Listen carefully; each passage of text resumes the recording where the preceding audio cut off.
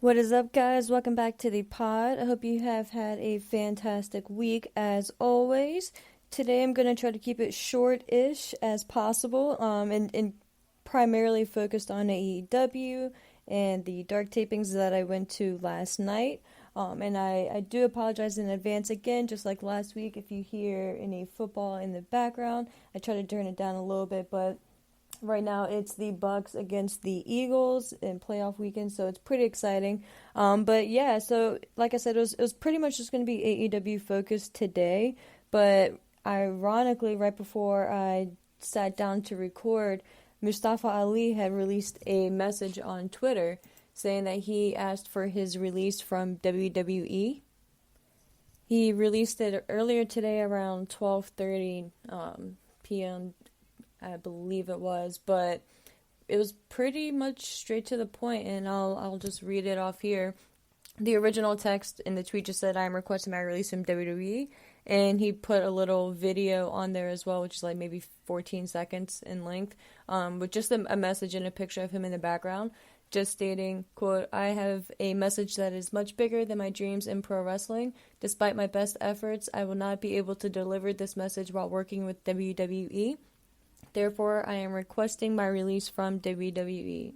And that was pretty much it. And I'm sure once he is granted that release, if he is, hopefully, because if obviously someone doesn't want to be there, I don't know why you would force them. It's not like they were doing anything with him anyway, so I don't really see why they would hold him to it. If you don't want someone in your locker room that's unhappy. And I'm not saying at all that he would be unprofessional or anything like that. Quite the opposite. I personally believe. I've been a huge fan of his for a long time.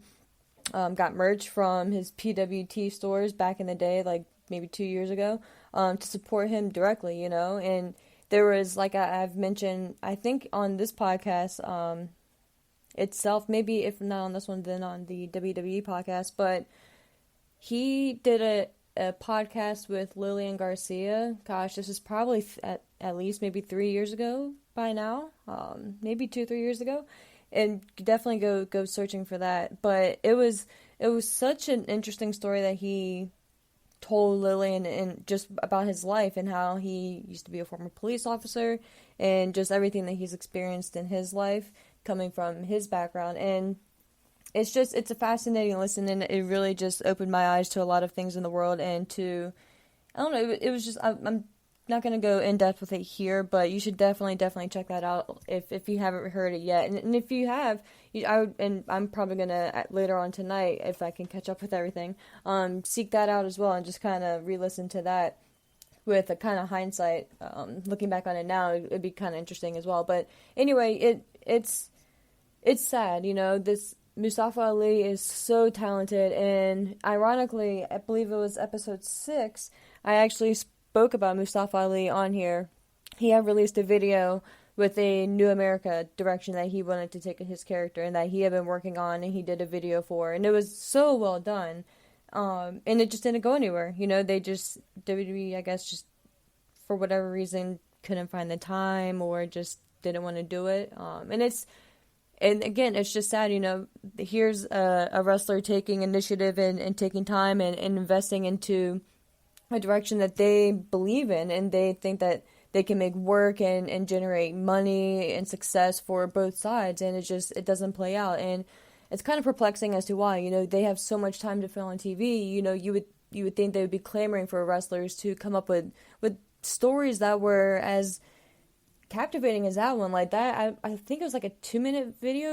I could be off on the time, but it was so well done. Just the message itself it left you wanting to hear what was gonna happen next, and what that character and that direction actually meant. So whether that's what he's referencing here, or if it's that and an abundance of things, or if he wants to kind of branch out more outside of pro wrestling itself, he did recently, I'm not sure which movie it was, but there was a Marvel, pretty much like casting call type tweet that was sent out on Twitter, and he had retweeted saying, he pretty much threw his hat in, the ring there to kind of pretty much say, hey, like, look at me.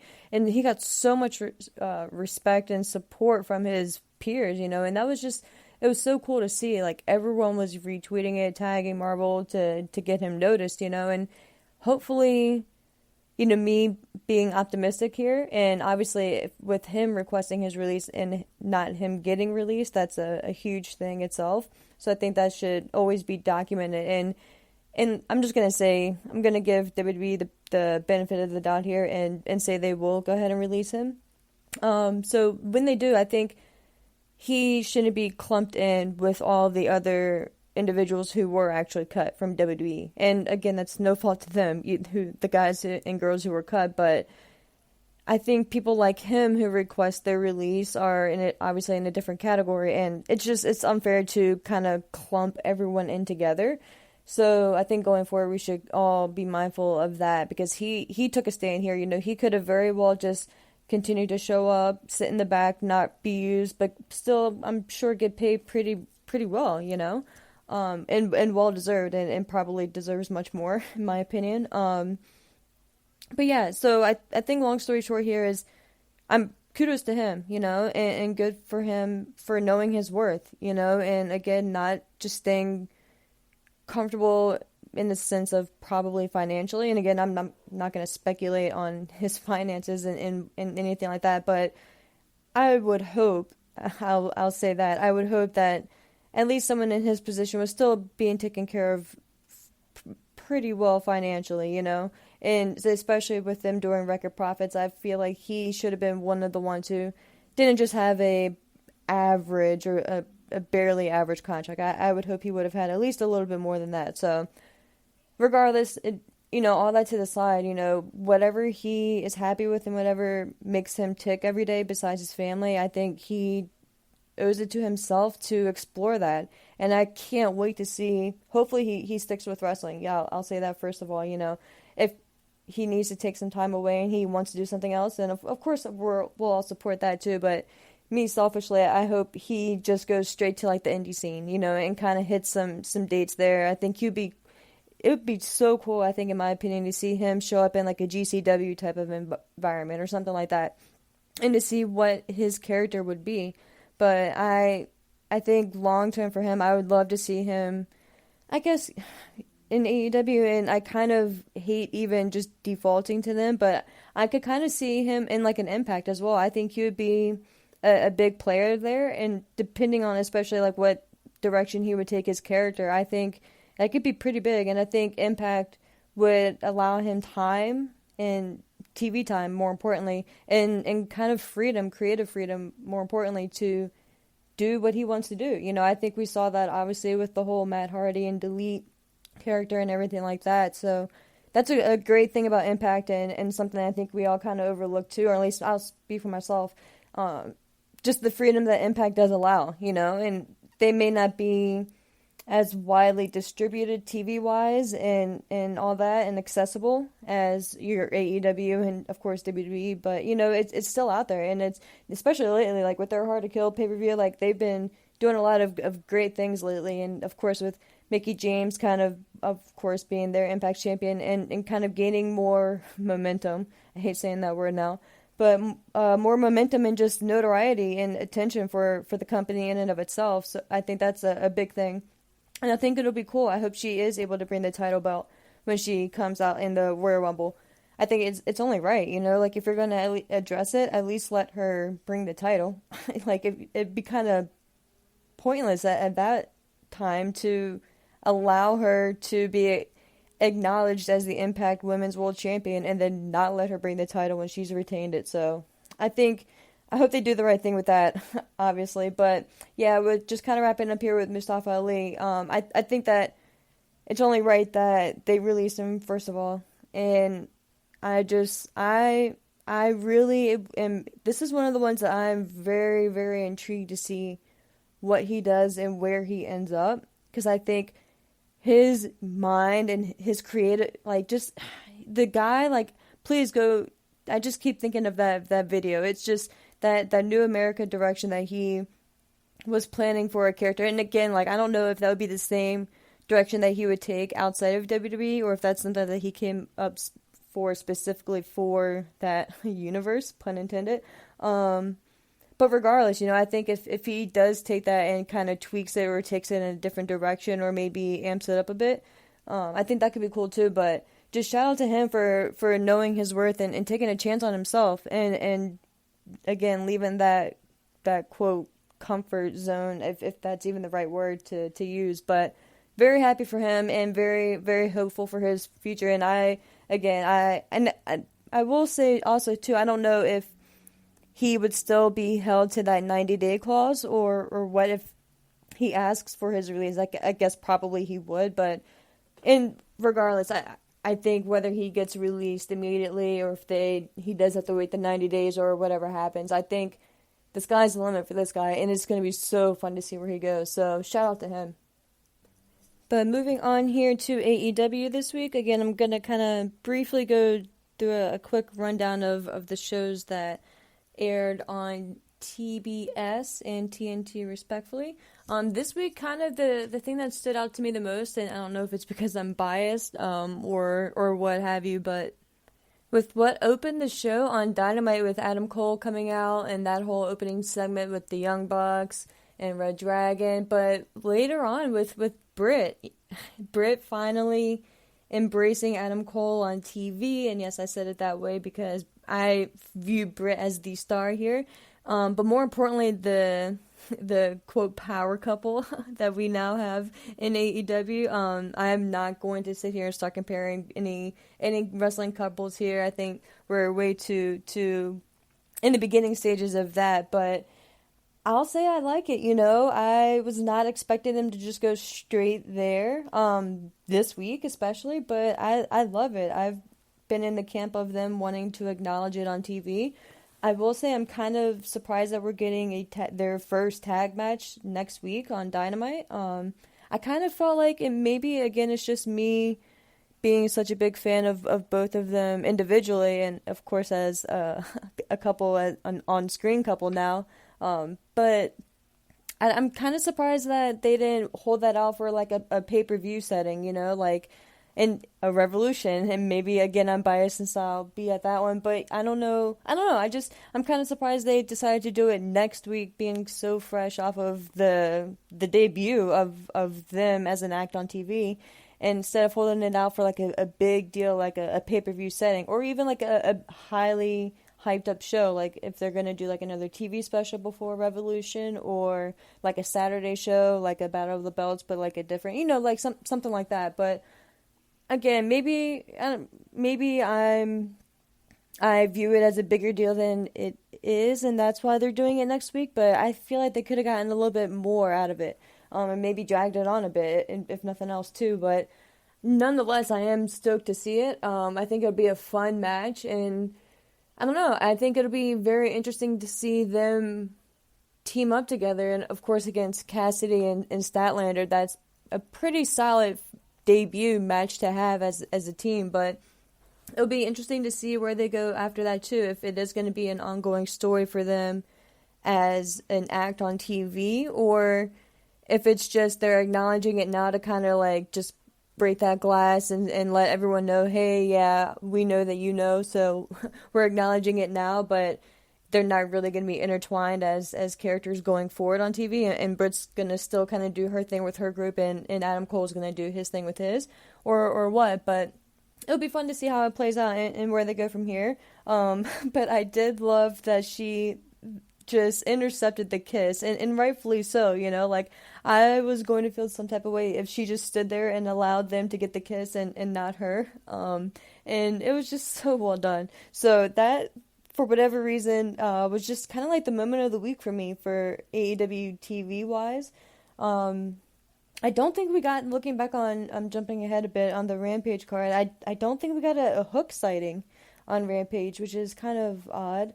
I have the rundown saved here, but yeah, just kind of, because that obviously is kind of one of my top moments of the week here too, but yeah, it's kind of odd thinking back on it now, but anyway, I don't know, let me know what you guys think if I'm kind of off there and hyping Britt and Adam Cole up a bit too much and thinking that they should have kind of held off for a pay-per-view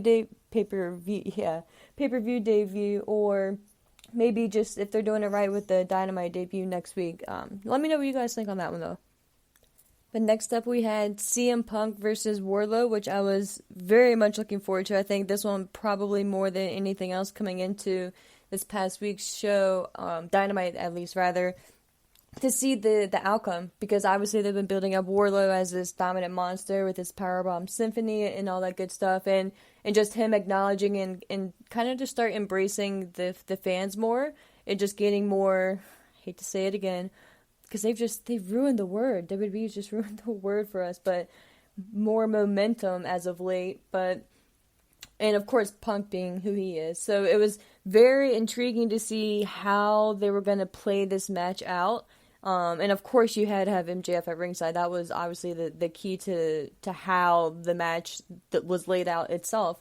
So, looking back on it, I don't know the final count, and let me know if you guys know, but I think it was maybe 7 power bombs in total in the ring that Wardlow hit on Punk. I think he had hit 5 before he went for the pin, and then MJF broke it up and told him to hit 2 more at least. Or at least 1 more, and then Wardlow had managed to hit 2 more, and then of course we got the one outside through the table, which I will say, side note by the way, I don't know how that's not a disqualification. Like I don't get it. Like, that's what's kind of unclear to me. Like, is it because it wasn't in the ring? It wasn't, I don't know, like, I don't think that should matter. Like, if you're power bombing someone through a table, like, your opponent through a table, like, I don't get how that wasn't a disqualification. Like, maybe I'm missing something, and I could be missing something very obvious at that point. And please let me know if I am, but I was kind of expecting the bell to ring and that to be kind of the finish, and that would have made sense to me, like Wardlow was doing what MJF wanted him to do. He didn't get the victory, and it sucks for Wardlow, but it is what it is, I don't know, that kind of like threw me off a bit, but it is what it is, the story that this match told was obviously the focus here, and it was very well done, so that it didn't ruin it for me personally, but it was just kind of one of those things that just kind of stood out to me, at least. But again, AEW could have different rules and for situations like that, and something like that probably has happened, and it didn't stand out to me as much. But I think for me, maybe going into this match, I was paying attention to what the finish was actually going to be more so than in other matches. So when that happened, I was kind of like, oh, that's their way out, and it wasn't. So that kind of like, I think was probably my mindset behind that. But yeah, let me know if I'm missing something very obvious there. But the way that it did end with the cradle there, with Punk getting the victory on Wardlow, I was very surprised by that. And I think looking back on it now, it was, in my opinion, very well done. That was not what I was expecting, obviously, again, but kudos to them, for actually, I guess, doing a clean victory, for what it's worth, and it was, for a fact, it was a clean victory, but it wasn't the direction I thought they were going to go, and that's cool, kudos to them for actually, like I said, going through with a clean finish there on Wardlow, and the way it was done, like, it doesn't hurt Wardlow, in my opinion. I think dude is still obviously strong going forward, and the object and the whole point of it was to set up the aftermath, which was him against MJF and him being pissed off and almost getting to that point where he was just gonna smack the shit out of MJF, hopefully, and do his own symphony on MJF, but we didn't get there. We didn't get to that point as of yet, but I don't know what else can happen to Wardlow directly without him snapping at this point. Like, what is it going to take for him to actually snap on MJF? Like, is it going to be a championship match? Is it, like, for maybe the TNT title? But I feel like we're not going in that direction right now. So I'm again kind of intrigued to see where they go with this, because they have kind of so many stories wrapped up into Punk and MJF right now. So it's interesting to see the direction that they're going to take for this, and how long they're going to drag that out too, and if that's going to be a turn at like a pay-per-view, so it gets like a bigger deal and a bigger feeling out of it. So I'm kind of intrigued to see where they go with that, and I selfishly wish they would have pulled the trigger last night, because I'm ready to see Wardlow do his thing. But I get why they're dragging this out in the same respect. So again, it'd be cool to kind of see how they've finished this story, and to see Wardlow as a singles act going forward, because I think he can kind of be what Jack Swagger was supposed to be in WWE, maybe turned up like times 10 in a weird way. I just feel like he kind of has like that organic feel at the beginning, and they'll obviously obviously capitalize on that. So I don't know, I just feel like Wardlow has a groundswell that's kind of starting to begin. Next up, though, we had Powerhouse Will Hobbs versus Dante Martin. Again, another match I was kind of surprised by the outcome here, with Martin taking the win over Hobbs. But again, this one was more about the story than the actual finish and victor itself, in my opinion.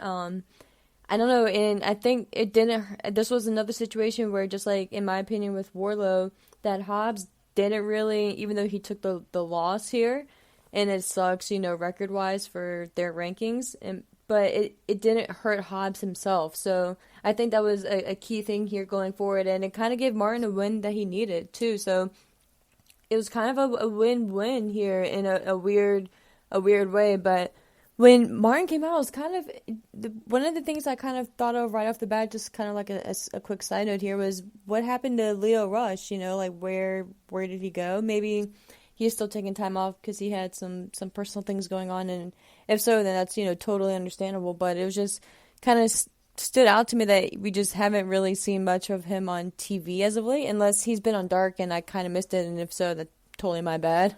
But it just kind of stood out here for whatever reason, the whole Taz and Dante Martin, obviously with Hobbs being there, but it just kind of made me think of the whole Taz situation with Martin breaking his contract and just kind of going back with Rush and everything like that. It was just, I don't know, just got me thinking, but the match itself was pretty good, and again, I was surprised that Martin got the victory here, but again, the way they told the story was so well done, so props to them on that. But again, Hobbs is another one that I'm very excited to see where he goes this year in particular. Like I feel like this could be a big year for him, and especially with what we saw last night.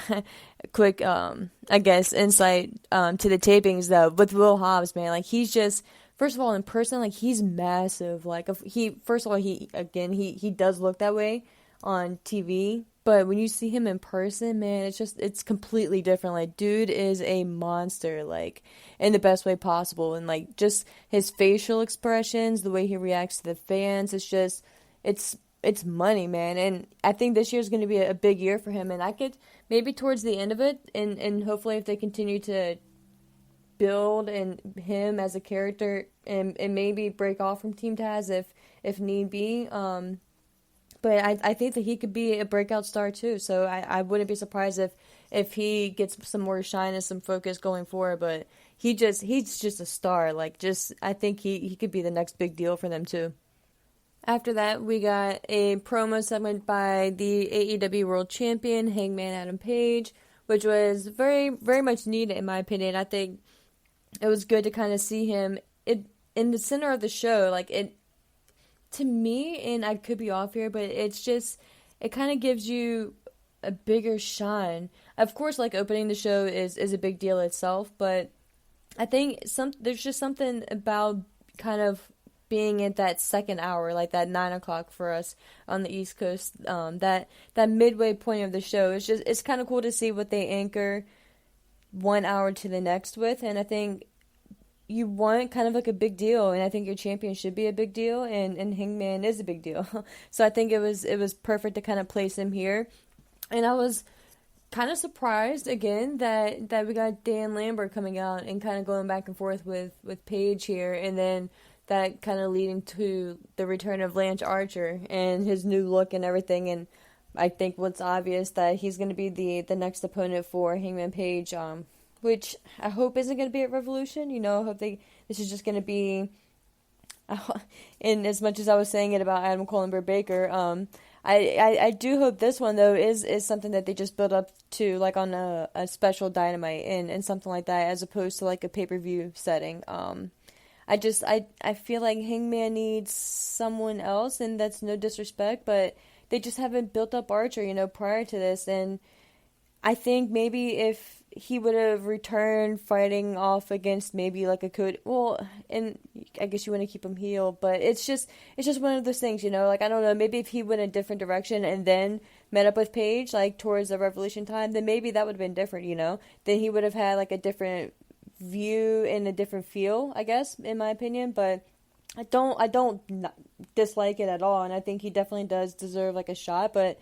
I think what I'm kind of getting at is I just wish he would have had, like, more time to kind of, like, dominate before getting to that point and just kind of showing who he is, because I personally don't think that they're going to put the title on him, so I just don't want to see him go straight to an L and then kind of be back on the sidelines, so, or going to, I don't know, because, the TNT Championship isn't necessarily a step down. It's not the World Championship, of course, but it's, I don't know, it's a pretty important title as well, so it would be cool to see him, get that shot as well and potentially win that title, depending on who the champion is at the time and the stories around it, but I don't know, like, I just kind of wish he would have gotten a little bit more time before going straight towards the champion, and maybe just, like I said, maybe built up some wins and a more of a dominant streak like what they're doing with, like, Wardlow and kind of go that direction first, and not even a long time, maybe just 2-3 weeks, just to kind of reestablish him as a monster, the murder hog monster, and just kind of go from there. But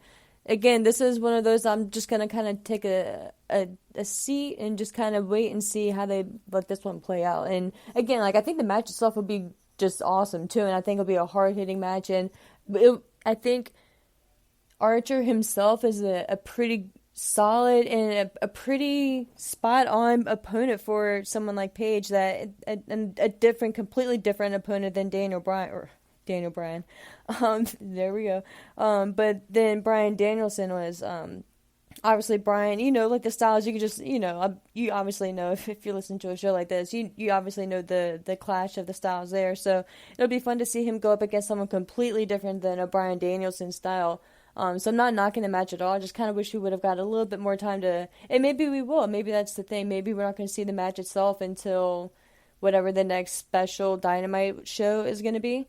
And in that time, we do see, Lance go through different jobbers, if that's what you still want to call them, different enhancement talent, depending on the town that they're in. Which is cool, because it gives exposure for both sides. So I think that could be something too, the direction that they go in. But I'm just gonna wait and see how this one plays out though myself. Next up here we had Serena Deeb versus Hikaru Shida. Again, just kind of run through the card here, but with this one I was a little perplexed why the match started. Like, I think they could have gotten another maybe week or two out of this one, in my opinion. Like, I think with the injury that, obviously Shida had, I think you could have held out maybe a week or two and without starting the match. I get what in the same token though, I do get where they were going with it, but I think maybe you could have even held off with starting the match before it ending so abruptly. I don't know, it was kind of weird to me that you would even start the match to begin with how injured she appeared to obviously be in, or to have, and everything like that. So it's just, I don't know, like, it was kind of odd to me that the match would even start. I think that was the main thing for me in this one, but I think in a way it does kind of continue the story here though, and maybe they're going for like a best of 5, which at this point I think you have to have if you're going to continue it, or if this is just going to be the blow off. I could see that too, but if you're going to continue it, I think you might as well just go to 5 at this point with them.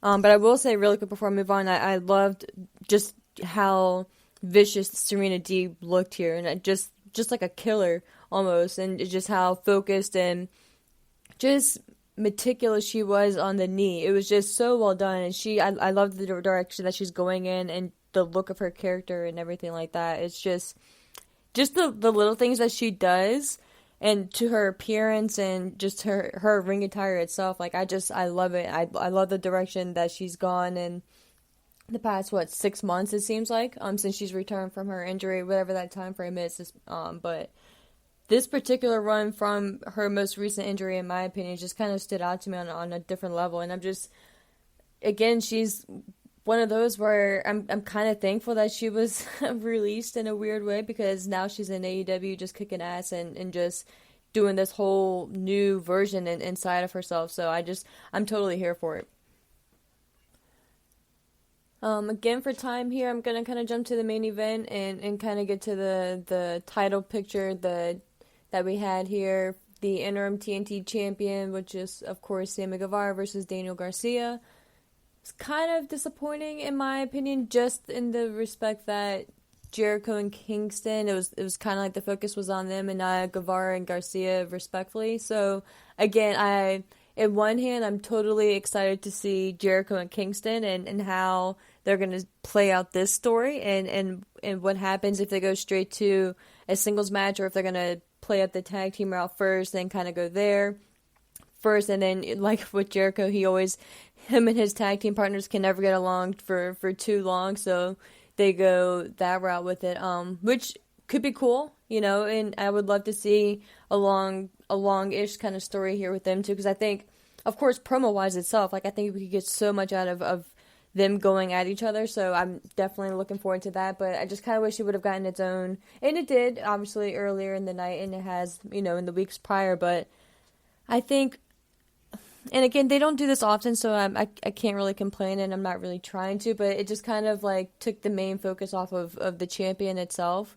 the champion, I should say, and the challenger themselves. But again, the match was solid, and it was pretty much what you expect from these two, and I mean that with all due respect to both, because they are obviously two of the young pillars, whether Garcia was acknowledged in that light yet or not, but I think he is just a machine in the making. So I think he's always fun to watch, and Sammy Guevara himself is just, I don't want to say he's improved, but he's grown so much as a wrestler in AEW itself, and he's one of those where it's kind of cool to see where he started and where he's at now, character-wise itself, and kind of visually as well, because he's put on a lot of muscle, to his credit too. So he's changed so much, and it's so cool to see. So that's why I kind of too just, I guess maybe, again, selfishly wanted more focus to be on both of them, just themselves. But again, like, I totally understand where they were going with. But again, this wasn't one of my all-time favorite Dynamite shows, but it was pretty solid, like, it wasn't, I don't think we've had a Dynamite where I would have said, like, oh yeah, you don't really need to go back and see this one. I think it was still a good show, and it is definitely worth checking out. That leads us to Rampage, which aired on Friday. We, in the opening match, had Adam Cole with pretty much everyone he loves. Dr. Britt Baker, DMD, Red Dragon, Young Bucks, and Brandon Cutler against Trent Beretta with the Best Friends, all of them, which was just the visual itself. Like, you would think it was like a lumberjack match or something like that, but this match was very good. If you didn't see it, I would definitely go check it out, but the finish kind of was what it was.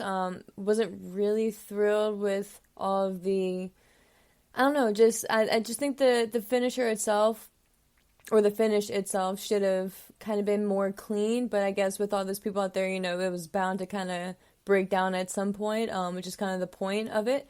But I don't know, with how good the match was, it was kind of like I don't want to say it, but a WWE-ish finish with all of the distraction and interference and all that mumbo jumbo. But again, it kind of, I do get what they're going for, like earlier, the story direction, and what will then lead to next week's match on Dynamite with Adam Cole and Dr. Britt Baker versus Orange Cassidy and Statlander. So I get it, but I don't know, man. I kind of wanted something stronger for the finish here, but I do get what they were going for too. They did give us a video package here before the next match between Thunder Rosa and Mercedes Martinez, which I'm super excited for. I cannot wait to see that match itself play out, and I'm happy they did get at least a package here prior to the next match, which again is a small inclusion that doesn't take much time, but is much needed in my opinion, and it means a lot. So did enjoy that, but so I did want to mention that. Of course we did get our Shawn Spears with Wardlow versus Andrew Everett match, which, spoiler, Shawn Spears ended up winning here, and I think it was had to be less than a minute itself. But the whole point here was to give Spears some time to get his promo against Punk for their match next week, which will be interesting to see how that match itself plays out, coming to think about it. It's two interesting styles kind of going against each other, and Spears is, people give him a lot of shit, but he's very good and solid in the ring, and I think he does have his experience itself, I think kind of speaks for itself, and I think that he kind of maybe doesn't get the credit he deserves, but I don't know, I've just always kind of been a fan of his too, but he did mention at one point in his promo that Punk would be facing a green wrestler who had very little experience or less than a year's experience or something to that effect, which I thought was kind of funny and a nice little jab at Wardlow, and it kind of obviously shows and reiterates what side Spears would be on if and when the breakup does happen. Of course, he would be with MJF, so I think that'll be interesting to see how Wardlow continues to react to Spears from here on out itself too, but that was pretty cool and a nice little touch and inclusion there. After that, we had Nyla Rose, Penelope Ford, and the Bunny versus Chris Statlander, Layla Hirsch, and Red Velvet. Vicky Guerrero was of course at ringside as well. This kind of again was more focused on the story itself, which was, in my opinion, Hirsch kind of not really getting along with Statlander and Velvet by default there, and the focus kind of being on that. So that kind of obviously played into the victory here for Nyla Rose, Ford, and the Bunny, which Ford and the Bunny seem to be staples on Rampage now, which is kind of interesting. Not mad at it, but it's just kind of an interesting little thing that kind of stood out to me here.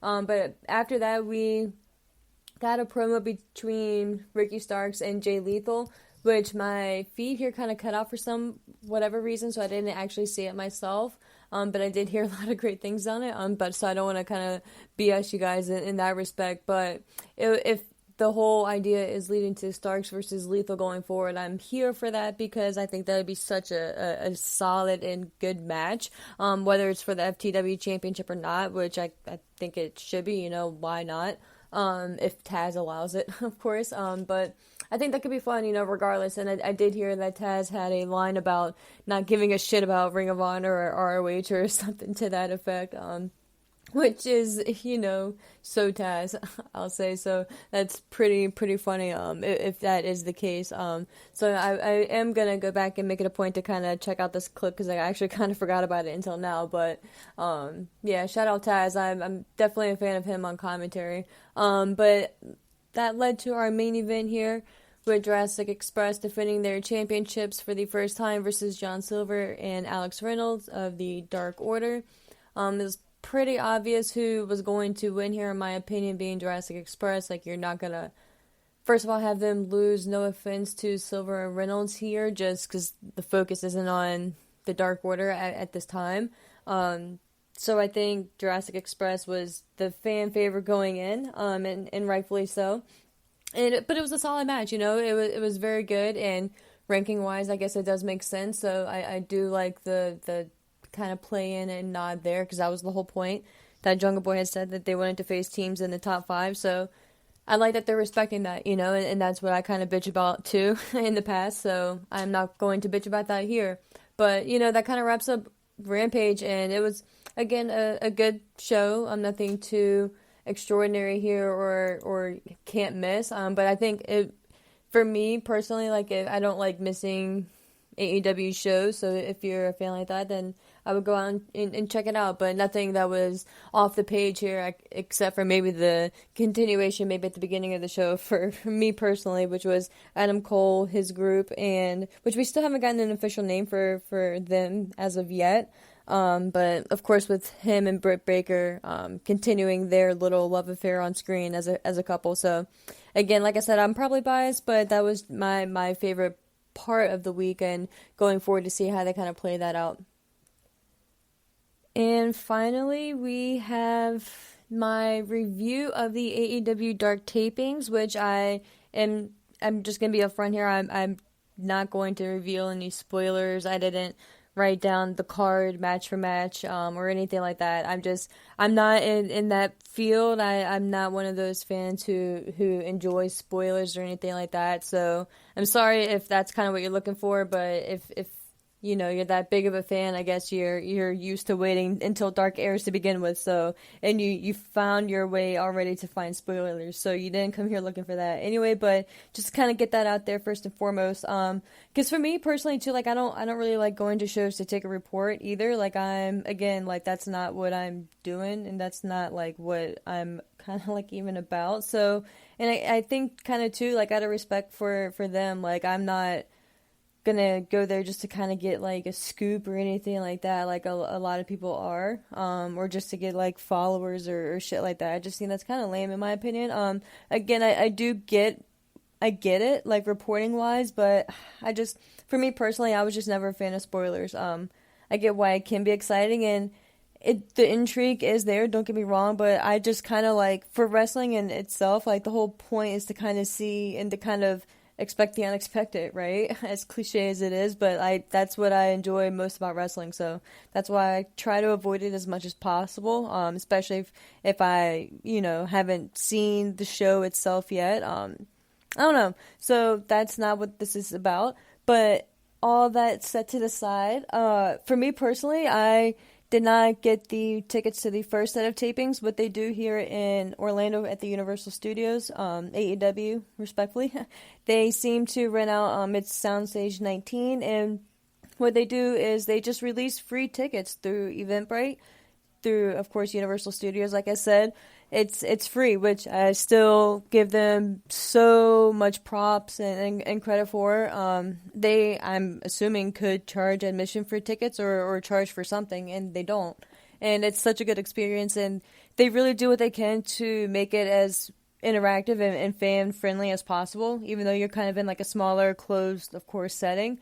So I think the atmosphere itself, like, shout out to them for what they do, and especially because it can get kind of repetitive, just sitting there for 3 hours at a time, which may not sound like a lot, but, and I don't mean to be disrespectful, but when you're not getting like your Chris Jericho's and your Jon Moxley's and your CM Punk's and your stars of that caliber, you do have to be, I would say, more of a diehard fan and more of a wrestling fan in general to kind of sit through it. And again, not that it's a bad time or anything like that, because it's quite the opposite, which is why I obviously go.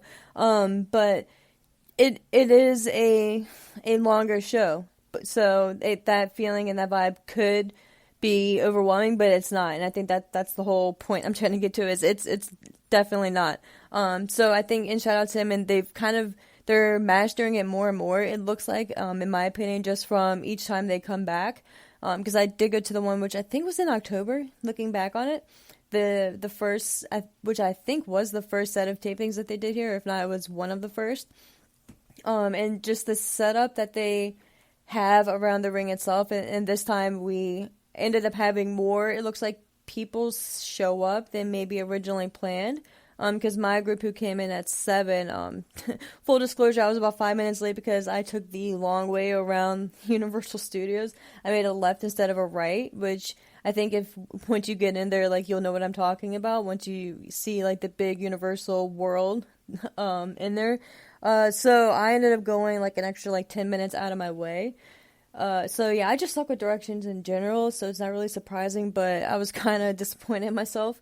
But yeah, so like I said, I was about 5 minutes late, but luckily I wasn't the only person who was late, upon arrival. So I will say, I will stop there before I continue. I will say what's very cool is once I got to the actual entrance itself, once I found my way, I, of course, showed them my ticket. They scanned it, and they asked if I had been to the previous set of recordings earlier in the day. I said no.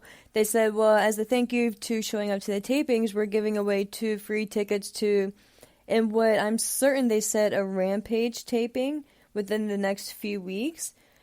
And if I was interested, and I was like, yeah. Like, I had to sit there and think for a second because I was like, is this real? But I was like, yeah, absolutely. And of course, I thanked him and all that good stuff. But it was apparently I don't really know exactly any more information on the show itself. But he said to be on the lookout for an email regarding the tickets and the event within the next week or so. So hopefully by the next time I sit down and do a recording that I'll have a little bit more information on what show that is. But regardless, like, it's so cool, like, that they do this for their fans, like, because the experience, receiving free tickets for the Dark tapings is one thing, and that's, you have to go, take initiative to sign up, and at the time of the ticket release and all that good stuff, so you do have to make it a point to actually seek those tickets, but for them to give away, from what it sounded like, was Rampage taping tickets, I don't know, that's interesting, and that's pretty cool, so we'll hopefully have a little bit more info on that, hopefully but like I said, this time next week, if not a little bit sooner, but regardless, like, for me, like, whatever show it is, and if it does end up working out, like, that's super exciting,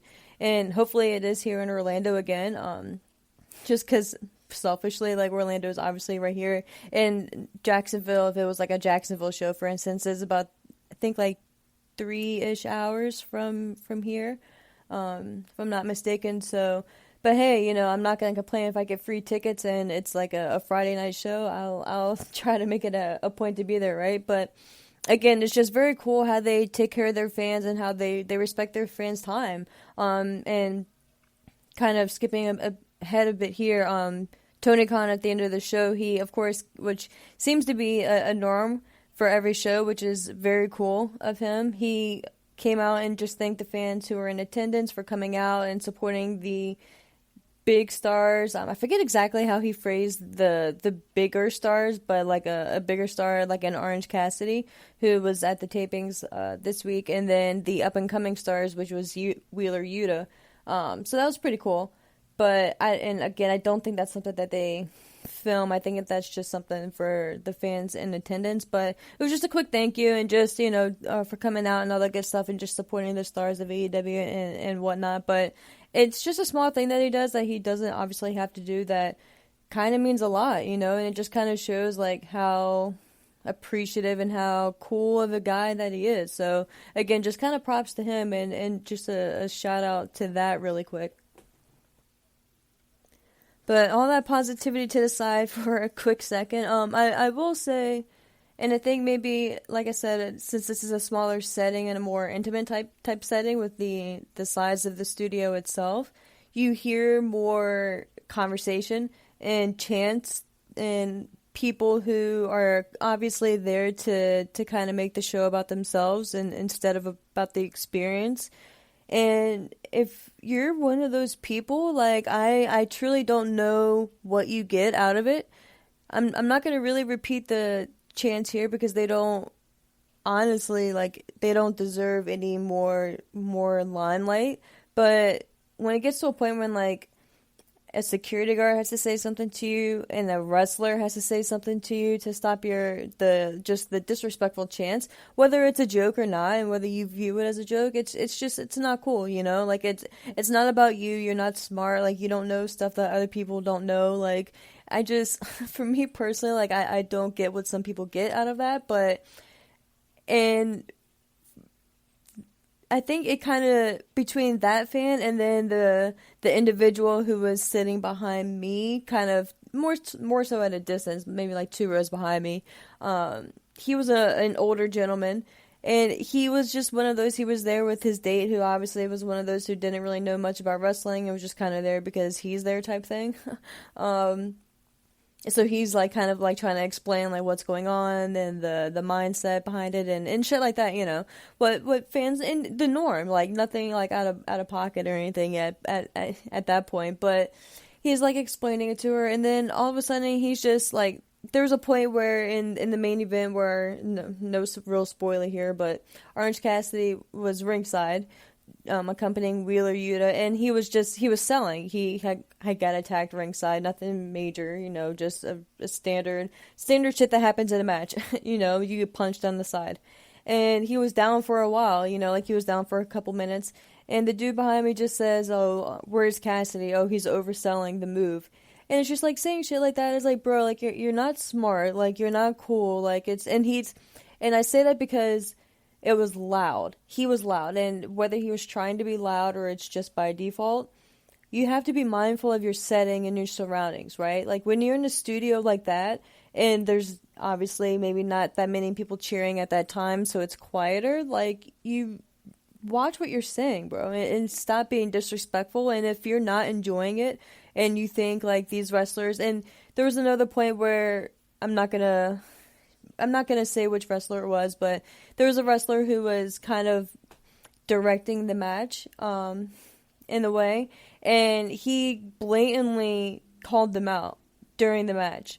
And it was just so obvious and so loud, like everyone in my section heard it. Everyone, not necessarily on the hard camera side, but to the right of it, we all heard it, and we all just kind of cringed and just kind of looked at each other, and like, it's just, I don't know, like, not to, again, give these people more attention or anything like that, but it just kind of stood out more because it was a quieter environment instead of being in like an actual arena. So you hear some of the bullshit that people talk about. So it's like, why are you even there? You know what I mean? And especially a show like that, like, I don't know, it's just kind of stupid in my opinion that you're gonna spend and invest your time. Time is like the only thing that we can't get back in this life, and you are investing it into putting your negative feelings out there. Like, I don't get it. So whatever you get out of it, it is what it is. But I'm gonna say the experience itself in a whole is just remarkable. Like, it's just so fun. The setup and the stage that they're able to do in that size of a studio is amazing, and the acoustics and everything like that. I don't know, it's a pretty dope environment, and they said that they'll be back in a few weeks from what Tony Khan said. So if you're in the Orlando area and you are able to, and from what I've gathered, it's I think always on like a Saturday or Sunday. So if you're off on the weekends or whatever, just kind of be on the lookout for that. And like I said earlier, it's through Eventbrite.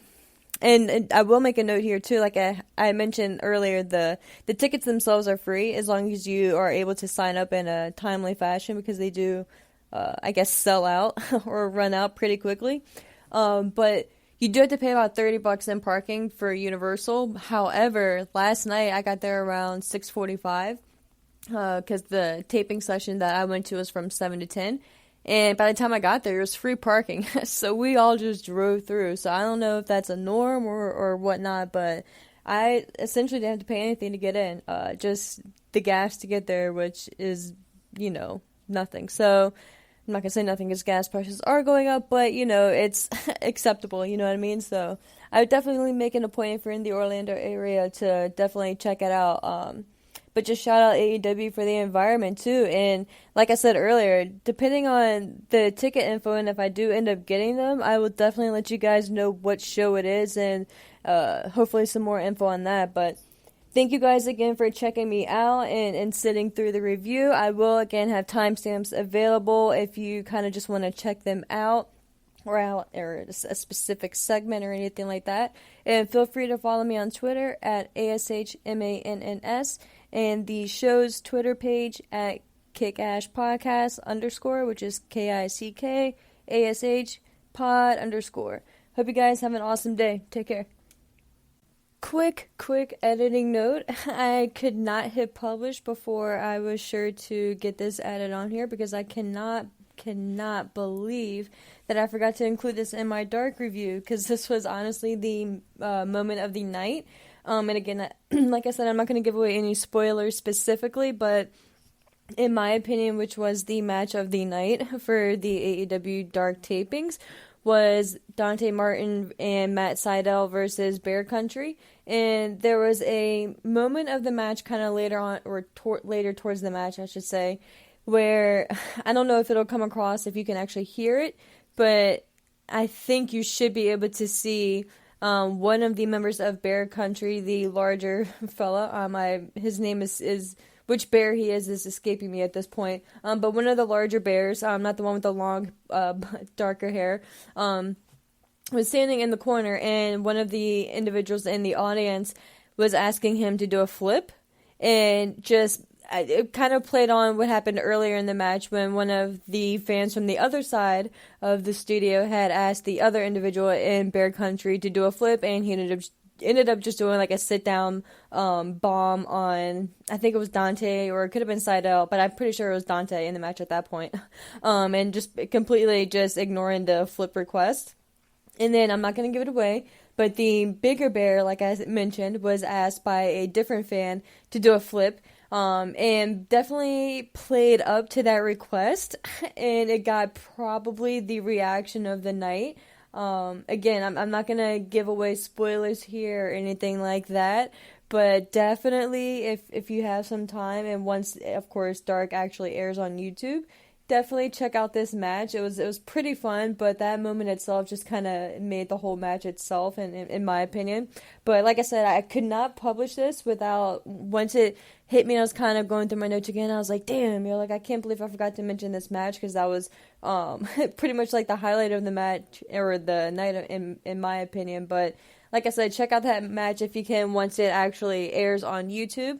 And that was, of course, the Dark tapings, which will be this week. I'm pretty sure that is going to air on Dark proper and not Dark Elevation. But the match, like I said, itself was Matt Sydal and Dante Martin versus Bear Country. And the fans that later on in the match itself just kind of ate up a certain moment, and it's definitely kind of worth checking out. It was just, like I said, a fun moment in the match, and kind of like a big moment, I would say, and maybe Bear Country's, I don't want to say young career, but young-ish, at least, career in AEW. Again, nothing major, but it was just a cool little moment, but it just kind of stood out. So check that out, and like I said, guys, thanks for hanging in there, and I hope you have a kick-ass week. Bye.